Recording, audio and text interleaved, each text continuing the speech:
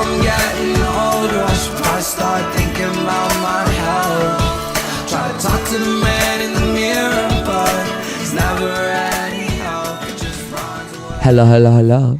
Hello, hello, hello, hello. Hey guys, I'm Santina Murin for Born to Vibe, and today I'm out here in New York at SOBs with Mod Son. I love you. What's up, my hippie? I'm having the greatest day of my entire life. How you doing? Having the best day ever. Yeah. Always am with you. That's right. That's right. Last time I sat down and spoke with you was November of 2015, and it was on your Pink Lemonade tour. Yeah. We Oh, talked wow. I know. We talked a little bit about your debut album, Look Up. Yeah. Right? And now I want to talk a little bit about your 2017 sophomore album, Movie. Yeah. The two songs in particular that stood out to me the most were Make Something of Yourself and The End or Start Again. Yeah.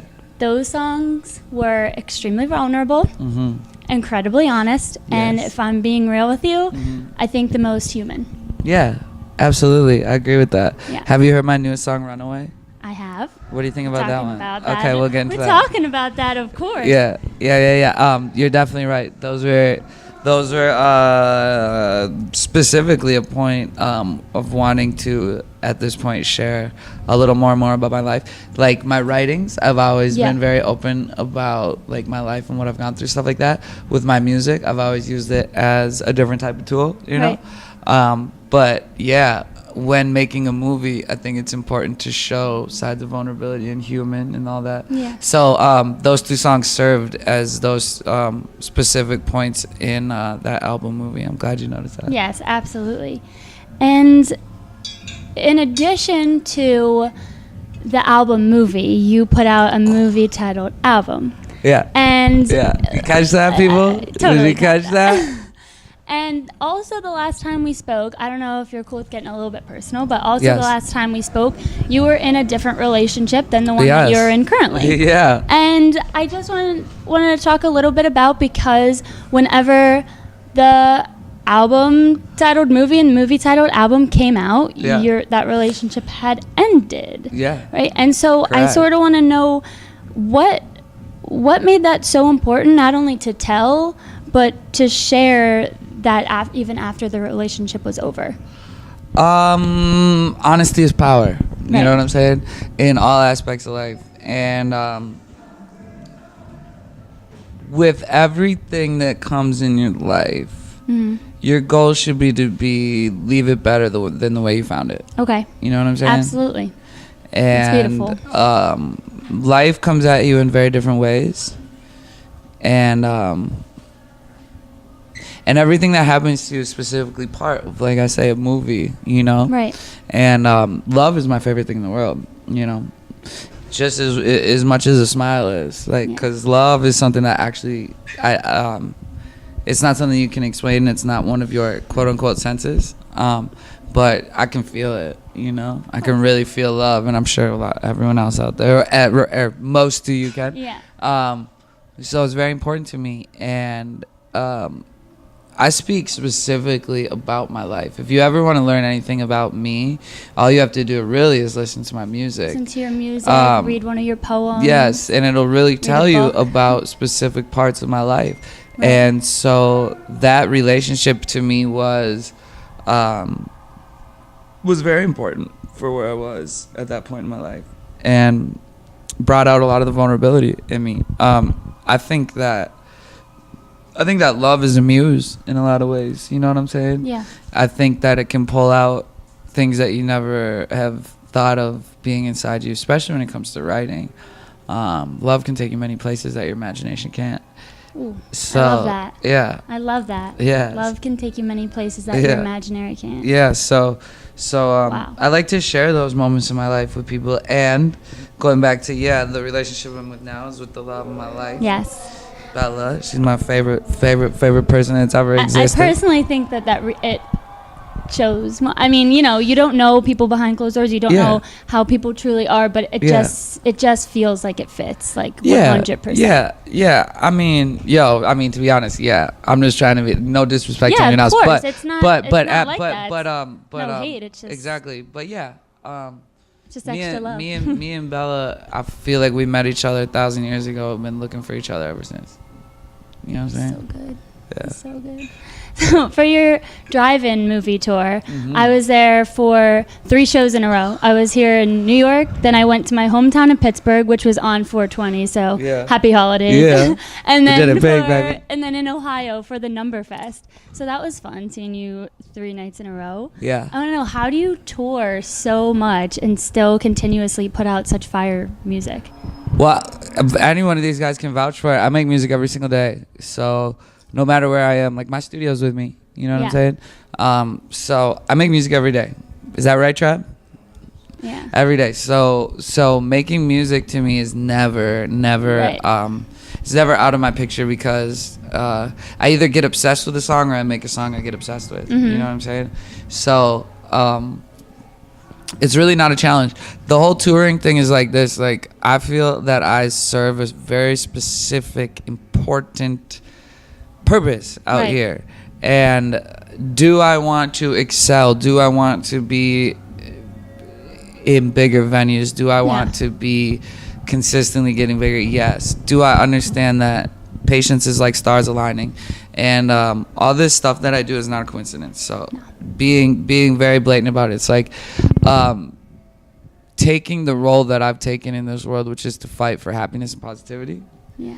Half of the world is against me. It's the only thing that we should do. Half of the world is convinced that this shit sucks. And I know that if I want to reach those people, it's not going to be something that happens overnight. Right. Artists out here are looking to reach people that are in love, that are looking to reach people that want to turn up, that are looking to reach people that are sad.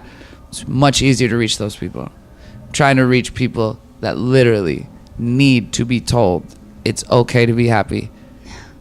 It's okay to wake up and say yesterday sucked, but yesterday's shadows will not spoil today's sunshine. And it's important that these people get reached. Is that going to happen quickly? Absolutely not. Right. I've been doing this for a long time. If I was to give up now, honestly, that would be my biggest mistake for myself, and I think that it would be a disservice and an injustice to the universe. I think that what I'm doing is so important that my life is depicted on after I'm gone. You know what I'm saying? I do this specifically, every single thing I do, because I feel that my importance lives on after I'm here, and that I don't expect people to want to see a masterpiece. A lot of the world would love to walk into IKEA and buy a piece of art and put it on their wall. Yeah. I'm looking for masterpieces. Right. And I'm trying to make a masterpiece. And I think my masterpiece will definitely hang with the other masterpieces one day, but I'm in no hurry. And my only goal right now is just not give up. I don't think you will. I don't think I won't. But that's my only goal. You know what I'm saying? Is just never give up, really, because I used to have other goals, like like be able to do this as a career. Take care of your family. Start thinking about having family, stuff like that. Like I've always wanted that, and of course wanted to be able to like do this on a big scale. Right. But my goal now is just like, I believe that I solely like am serving a purpose, and that if I were to give up, it would just be a travesty. So. And you did touch a little bit about. I'm sorry about my phone going off, people. Runaway. Yeah. Which that's another. You continuously are doing the raw, vulnerable, authentic songs. That reads beautifully in Runaway. Yeah. I mean, I feel like that's a very self-aware, self-love anthem. Yeah. Did putting this style of music intimidate you at all? No, absolutely not. Okay. Because truth be told is that, like I said, none of this is a coincidence, and I've been very aware of what I'm doing musically. And so a song like Runaway, that shit lives within me. Mm-hmm. You know what I'm saying? Yeah. And what it is that at this point in my life, I have the biggest platform I've ever had, and able to reach people that I've never been able to reach before. And like I said, if I want to reach the 50% of the people that don't love life, I have to make songs that will make you cry. Now, crying is I'm not making songs that make you sad. Yeah. See, I think that tears are a word that needs redemption. And my first word that I fought for so hard was selfish. My second word that I'm fighting for so hard is tears, because I think tears are a beautiful thing. And I want to make songs that will make people cry, but not sad. And Runaway is a perfect example of a song that will make you cry. And that's just a fact. Like, it makes me cry. So I know it makes people cry. Out here when I play it tonight, you'll see it's very emotional. I might be one of those people. I think you might be too. And just lastly, because I know you have to go, is there anything you could tell us about the Happy to Be Here documentary? Yes. Okay. It's absolutely a movie. It followed me for the last year and a half of my life, and that's a whole big puzzle piece with reaching a lot of the people in this world that would never get a chance to hear about what I'm saying. Right. Is they're gonna connect on another level. Being able to hear my music or see my, I mean, look, I want to be honest. Like a lot of my comments on shit nowadays, like a lot of people say like crackhead, meth, like this shit. I'm just telling you, like I've never done meth. I've never even seen crack or meth. Okay, I don't do that shit.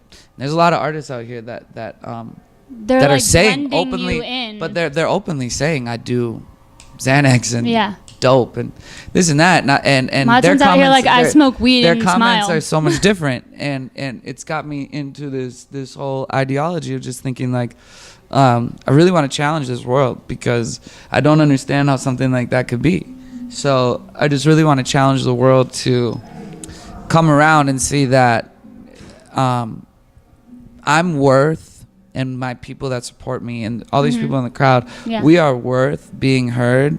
And if we haven't learned by now not to judge a book by its cover and shit, that's preposterous to me. So I'm really pushing for these things, and my documentary will be a very good example of being able to reach people that would never give a fuck about me just because of the way I look. Right. Okay. In my documentary, you really see what the fuck I've gone through, and you open up. It's tantalizing. I can't wait to see it. Really is. I can't wait to see it. I can't wait to see you on stage tonight. I love you. Born to Vibe, baby. We do this forever, from day one to day none. My name is my son. Moving on dreams, stand under our modern sunshine. I'm your best friend. I gotta show you this on camera. After our last interview, I got it because the way that you explained how you came up with Moving on Dreams, Stand Under None, and what it means to you, it was so inspiring. I've always wanted a mod son tattoo, but that's fucking beautiful, people. Thank you for She has my motherfucking name tattooed on her, our name tattooed on her. Thank you for what you do for me, for everybody out here. We love you. I love you more. And stay tuned, man. Do not tune out. I got a lot of things in store for you. Smile Machine. Smile Machine tour, baby. Walk with me, baby. Yeah, that's my girl. Walk with me, baby. She can have that.